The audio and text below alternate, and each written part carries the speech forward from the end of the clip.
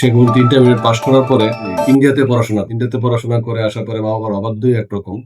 তো মা বাবার সাথে বিয়ে শাদী এবং টাকা পয়সা বিয়ে শাদীর ব্যাপারে যে কথা বলতেছিল, তখন মা বাবা বলছে চাকরি টাকরি করার জন্য বলতেছিল, তুমি ইনকাম করো।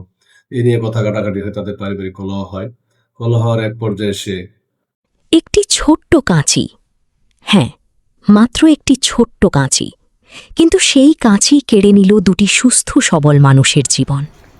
ভাবুন তো, যে সন্তানের হাত ধরে মা বাবা তাকে বড় করেছেন, সেই সন্তানের হাতেই যদি একদিন তাদের জীবনের শেষ অধ্যায় লেখা হয়, এর চেয়ে বেদনাদায়ক আর কী হতে পারে?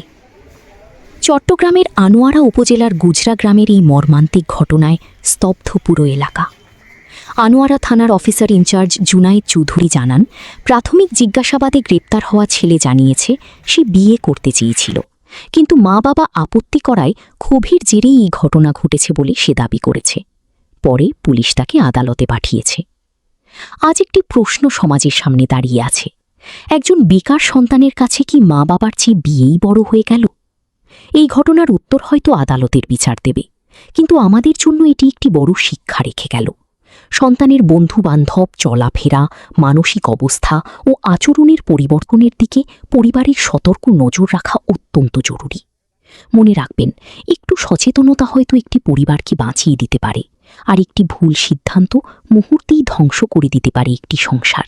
আপনারা সকলে অবগত আছেন যে গতকালের একটি ঘটনা, আমরা সবাই মর্মাহত এবং একমাত্র সন্তান কর্তৃক বাবা মা খুন হওয়ার ঘটনায় আমরা যখন গতকাল দুপুর 2 ঘটিকার দিকে ত্রিপোলানে কল পেয়ে আমরা খবর পাই উক্ত ঘটনাস্থলে, তখন রওনা দিই। আমার মাননীয় পুলিশ সুপার স্যারকে অবগত করি এবং আমাদের ঘটনা সংবাদ প্রতিবেদক স্যার আমাদেরকে নিতে তাড়াতাড়ি ঘটনাস্থলে আমরা যাই এবং সার্কেল স্যার সহ আমরা অবস্থিত তদন্ত ইন্সপেক্টর মজদুমিয়া এবং আমি সহ আমাদের সঙ্গে সহ আমরা ঘটনাস্থলে পৌঁছাই। ঘটনাস্থলে পৌঁছিয়ে দেখতে পাই যে এই ঘাতকের মা ঘটনাস্থলে মৃত অবস্থায় পড়ে আছেন এবং তার বাবা গুরুতর আহত অবস্থায় তাকে আনোয়ারা মেডিকেলে, আমরা যাওয়ার আগে আনোয়ারা মেডিকেলে নিয়ে আসেন। তো আনোয়ারা মেডিকেলে নিয়ে যাওয়ার পরে ডাক্তারও তাকে মৃত ঘোষণা করেন। উক্ত ঘটনার পরিপ্রেক্ষিতে প্রতিবেশী জিজ্ঞাসাবাদ করি এবং আসামি তখন তার ওই যে মাটির ঘরে দোতলায় তার রুমে বসে আছে, তা আমরা তখন তাকে ওখান থেকে আমাদের হেফাজতে নেই।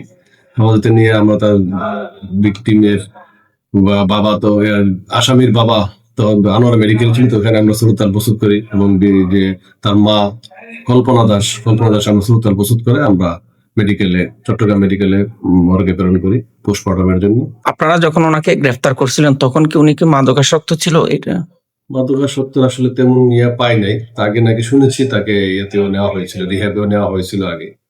হাতে ওই যে কেচি, কাপড় কাটার কেচি, যে কেচি দিয়ে মাকে উপর জোরে আঘাত করে গলায়, বুকে, মাথায়। তো বাবা যখন বাধা দিতে যায় তখন তার বাবাকেও সে উপর জোরে আঘাত করে, তো ঘটনাস্থলে মারা যায়। তা আসলে এরকম অবাধ্য সন্তান এবং আমরা সবাই আসলে সচেতন হওয়া উচিত। বাকি আমরা বাবার ছেলেদের প্রতি, সন্তানদের প্রতি সবাই যেন আমরা খেয়াল রাখি। দুর্ঘটনা একটি মর্মান্তিক দুর্ঘটনা। ঘটনার তদন্ত চলমান রয়েছে। আদালতের চূড়ান্ত রায় না হওয়া পর্যন্ত বিষয়টি বিচারাধীন। এমন গুরুত্বপূর্ণ ও সত্যনিষ্ঠ সংবাদ সবার আগে পেতে সঙ্গে থাকুন। নতুন খবরাখবর পেতে প্রবাসী নিউজ টিভির সাথে থাকুন।